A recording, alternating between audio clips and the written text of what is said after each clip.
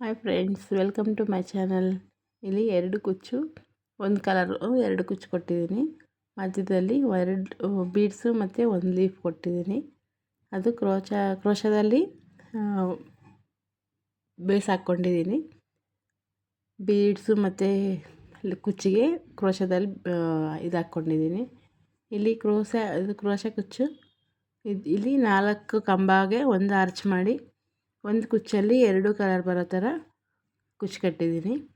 ಇಲ್ಲಿ ಮತ್ತು ಒಂದೊಂದು ಆರ್ಚಿಗೂ ಮಧ್ಯದಲ್ಲಿ ಒಂದೊಂದು ಬೀಡ್, ಸಿಂಪಲ್ ಬೀಡ್ ಕೊಟ್ಟಿದ್ದೀನಿ ಫ್ರೆಂಡ್ಸ್. ಇಲ್ಲಿ